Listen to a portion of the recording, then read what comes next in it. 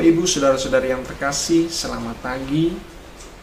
Hari ini Senin tanggal 20 April 2020, kita akan merenungkan firman Tuhan yang diambil dari Injil Yohanes bab 3 ayat 1-8. Injil pada hari ini bercerita tentang percakapan antara Nikodemus dengan Yesus. Siapakah Nikodemus itu? Nikodemus adalah seorang Farisi. Ia adalah pemimpin agama Yahudi. Salah satu hal yang menarik dari percakapan antara Nikodemus dengan Yesus adalah tentang kelahiran baru. Yesus katakan kepada Nikodemus, tidak akan ada seorang pun dapat melihat, dapat masuk ke dalam kerajaan surga jika ia tidak dilahirkan kembali. Pernyataan Yesus ini menimbulkan pertanyaan besar bagi Nikodemus. Nikodemus bertanya kepada Yesus, bagaimana mungkin seseorang dapat dilahirkan kembali? Apakah mungkin seseorang yang sudah tua dilahirkan kembali? Bagaimana mungkin ia dapat masuk ke dalam rahim ibunya dan kemudian dilahirkan kembali? Saudara-saudari yang terkasih, Nikodemus masih berpikir tentang kelahiran jasmania. Sementara yang dimaksudkan oleh Yesus adalah kelahiran dalam air dan roh. Kelahiran dalam air dan roh. Air dan roh mengingatkan kita pada baptisan kita.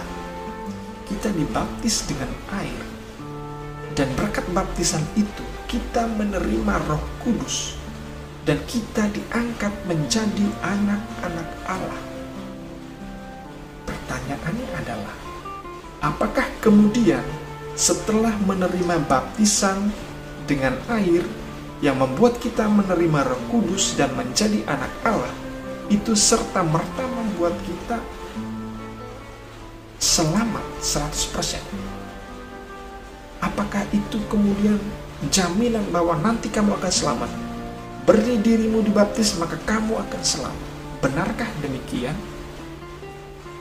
Jawabannya adalah benar bahwa baptisan bisa mengarahkan kita kepada keselamatan. Tetapi tindakan kita setelah baptisan itu juga menentukan kita menerima Roh Kudus. Tetapi apakah setelah baptisan itu kita membiarkan diri kita dituntun dan dibimbing oleh Roh Kudus?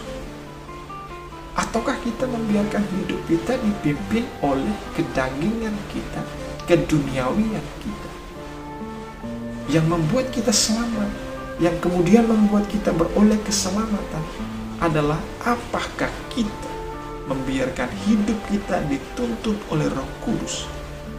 Dilahirkan kembali dalam roh berarti membiarkan seluruh hidup kita dipimpin oleh Roh Kudus.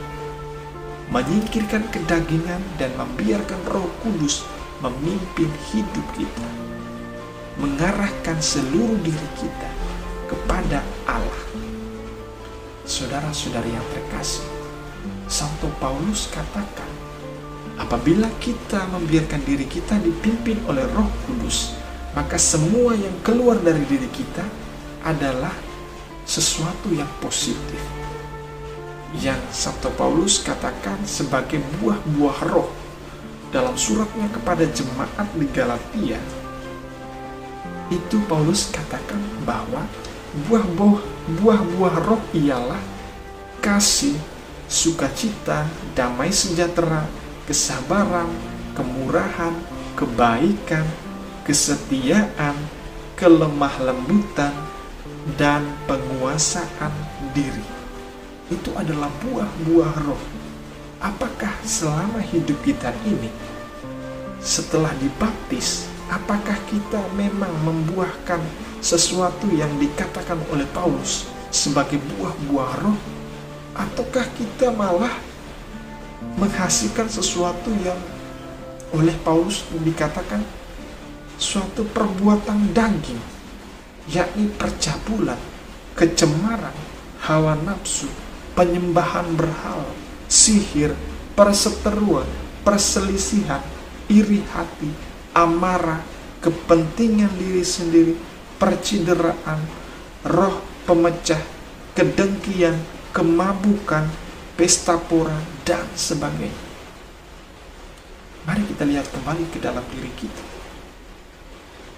Semoga berkat wafat dan kebangkitan Yesus Kristus yang mau menebus dosa-dosa kita, membuat kita mampu membaharui diri kita, membiarkan diri kita terlahir kembali di dalam roh, sehingga hidup kita adalah hidup yang membuahkan sesuatu yang positif, suatu perbuatan-perbuatan roh, bukan perbuatan-perbuatan daging.